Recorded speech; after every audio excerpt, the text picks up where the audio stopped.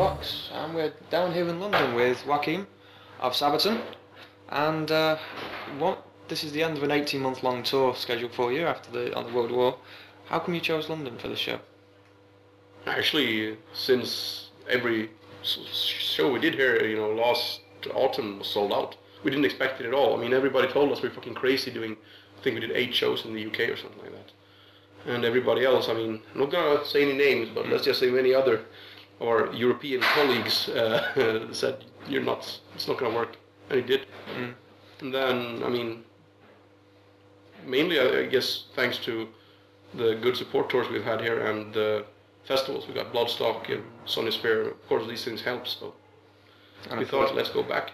Good crowd here. And of course, you won with Metal Hammer. You won the Golden Gods Award for Best Breakthrough this year. Yeah, that was fantastic. But we were kind of embarrassed about what happened there because we actually went on stage, said thank you in a polite way. Swedish, we're polite people, so no worries about that. And then we went. I mean, I think the award was presented by Hobgoblin the beer or something. So of course, being Swedish as we are, we made sure, let's grab that keg, brought it off stage. And then about 5 minutes later, Alice Cooper comes, guys, we really are Scandinavian. Yeah, why? Well, you brought the keg, but you forgot the award. So we forgot the fucking award on stage. Like, oh, shit. And so tonight's the penultimate show. On the end of the weekend, you're off for the final date. Where are you going for that? This only Sunday in Antwerp. So these 2 are the final ones. We had one. Let's say we had 3 closing shows of the tour. We did one in Sweden, on a ship actually between Sweden and Finland. Yep. We rented our own boat, cruise ship. And then we have London tonight and day up tomorrow is Antwerp. And for that support you have Blaze Bailey. I mean, over the summer you supported Maiden and now you have the former singer of Maiden supporting you. Yeah. It must be quite a change. It is quite a change, yes, very much so. But that's really how it is anywhere. I mean, some countries you're a big band, some countries you're a really small band. But I still didn't like it. I mean, as long as there's more people in the crowd than on the stage, I'm happy. I mean, this has been a long tour. Is there anything that stand out for you?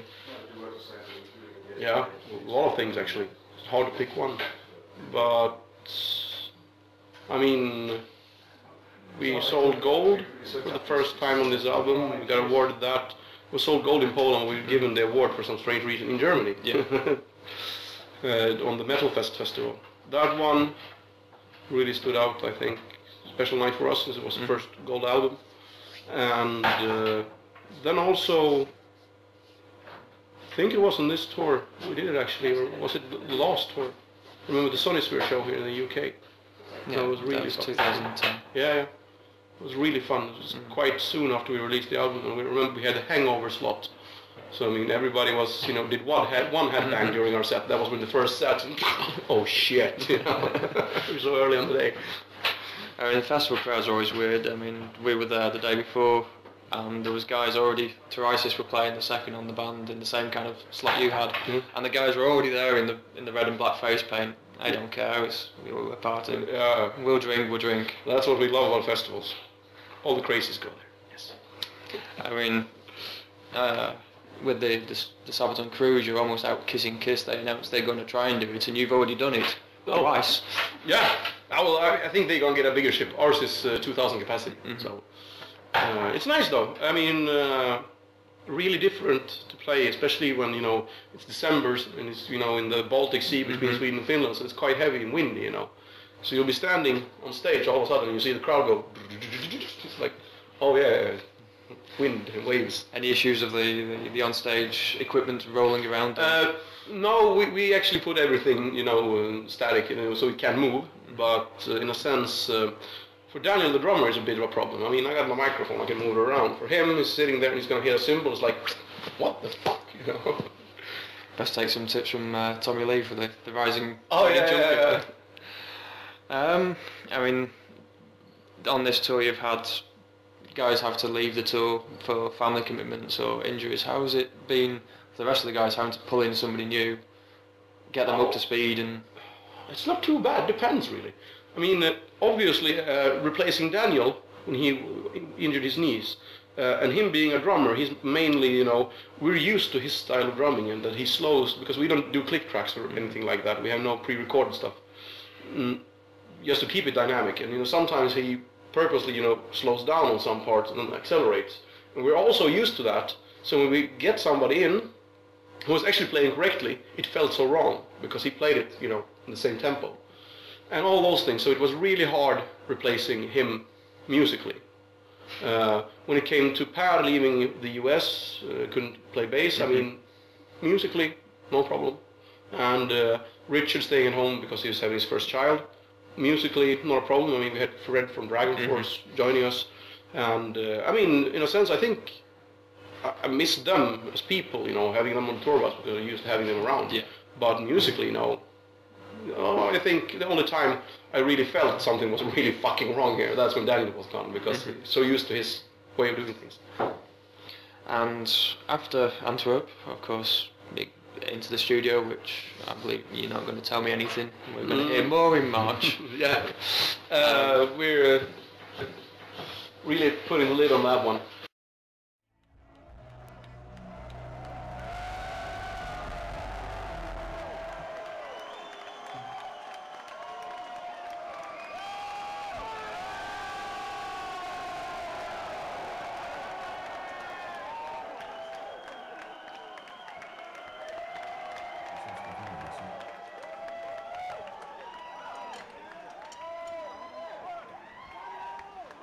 We're talking about the new album. New album.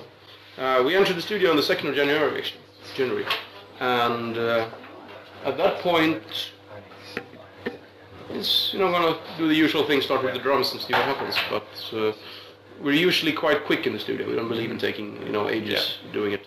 The only thing that actually takes long for us and longer than most bands is the fact that we do so much harmony vocals and stuff. We get, you know, guys in singing harmony vocals and girls in singing harmony vocals, and that takes quite a lot of time. Mostly because I'm a real fucking perfectionist Nazi when it comes to that stuff. I mean, you said with the last album you ended up with having to split production between two studios, two producers. Yeah. Is that something you're going to go again, or? No.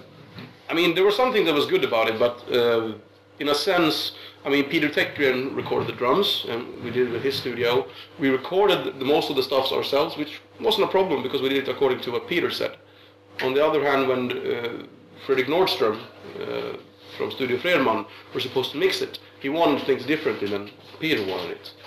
So I think, nothing wrong with the album, I actually kind of liked the production, but I think it would have been a bit better if only Peter would have done it or only Fredrik would have done it. So this time we thought we're going to try Peter only, because even though we've been working with him for ages, we never had him do a complete album. We only had him mix or, you know, record some drums. So we thought, I mean, he's a good guy, he lives 45 minutes away with the studio, so we're going to go there and for the first time actually do everything at his studio, not record anything on our own, just keep him in charge of the whole process. He's one of the best at it, so why not let him have his way, you know. And then, of course, tour planning's already underway. You made the first announcements on Sabaton.net. Yep. Where are you heading to? Oh, I think we start off in America. 2 months almost. Long time. After that, European Festival Summer, which I'm really looking forward to. A lot of good places. Hopefully we'll get at least one UK festival. It'll be fun. And after that, we start off in September, I think it is, Western Europe. I think it's about 50 shows only in Western Europe we're going to do on the autumn and winter. And then quick break for Christmas, so 1 year ahead already. And after that we go for about 30 or 40 shows in Eastern Europe. And I think we won't, then it's a festival summer again actually. So I think not too much, not everything is confirmed yet, but we have a pretty fucking good idea exactly what we're going to do and in which part of the world we're going to be up until September 2013. And of course, a UK tour will be included. Yes. Yeah, I mean at least 5 shows should be in there. I think maybe up to 10. Hopefully. See if you can beat Tyrisis. They did a 17-date tour. 17. 17. They said it couldn't be done. They played everywhere from a toilet in Wales to. Fucking crazy. So, I mean, when you're planning the tour, do you try and fit in places you sing about? Yes. Yep. If possible. I mean, I still think the ultimate gig would be on Normandy Beach, in Omaha Beach in Normandy in France on the 6th of June, which will be 2014. Yeah. So 70th anniversary, stuff like that. We did some actual battlegrounds, but usually it's not possible to play on the actual battlefield. Yeah. But kind of close. If it's possible, we want to go there a few times. Like Visna, the place we sing about in song 41, we actually played on the 70th anniversary on the actual battlefield. You could see the bunker like 150 meters, away from the stage, and people were standing where they were actually fighting. So that was a really cool experience. Yeah. And when you do some of the tour packages, like the Power Metal tour, do you? I know at Eindhoven, that was where the 101st Division landed. Do you look up? Oh yeah, places? yeah. Oh yeah.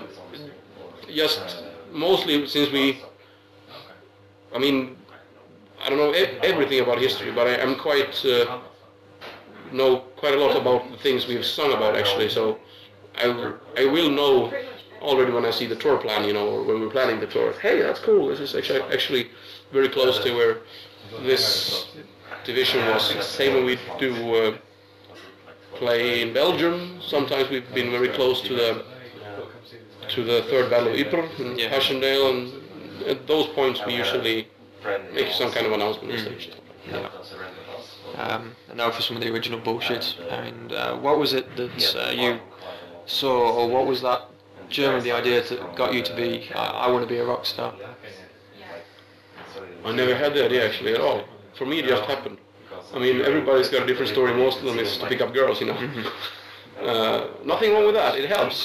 Trust me, it does. But I remember just fucking loving music as a kid. Started out when I was 3 or 4 years old. I heard or saw the video to "I Wanna Rock" or "We're Not Gonna Take It" with Twisted Sister. I can't remember it. My mother heard me scream like a motherfucker and freak out in front of the TV, and she bought the album, Stay Hungry. And ever since, I've loved music, and especially when I was about, could have been 7 or 8 years old when Halloween released Keyboard of the Seven Keys Part 2. At that point, I mean, I didn't sing until actually I came into the band. I'm a keyboard and organist, really. And yes, always loved music, and never thought I'd make a living out of it. Just thought I'd be playing it for the rest of my life. I knew that much. But somehow it just happened. Came into a band, I wrote songs, and they said, "Hey, can you sing?" "No." "Oh, can you sing what melody you intended for the song, and then we'll find a singer later." "Oh, yeah, sure." So I did that, and then we have a show. We have no singer. I will use a singer until we find a singer. Okay. Then we record a demo. No, we have no singer. Well, we use the demo until we, to find a singer. And then a couple of years later, hey, we found a keyboard player. You did what now? Okay, coming over on the tour book, what albums are currently in strong rotation? What are you listening to at the moment? I do like Search Arising by Amon Amarth. I generally don't like that kind of music, but that's fucking fantastic actually. I remember seeing them at Bloodstock, and they said, "You don't matter if you don't know the words, just bang your head, it's death metal." Yeah. Other good guys, fucking love them. Yeah, it's like watching a Status Quo gig, you just get the entire audience. Yeah, that's true. Status, always the same feeling. During your Wacken sets the other year, you said you never thought you'd ever be on that stage, and it was a dream. Is there any gig or festival that you would like to have played on? Good question. That would be, main stage Wacken, obviously, one of them. But I'm not too.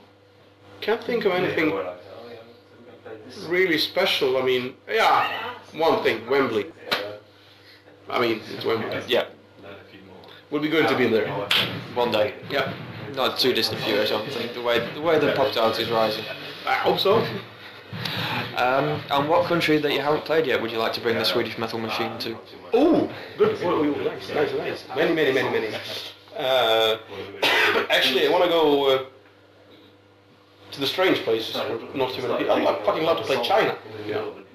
I don't know if they even know heavy metal around there. start playing something. or you know, What the fuck am I doing? It's wrong. somewhere in Africa. I don't know.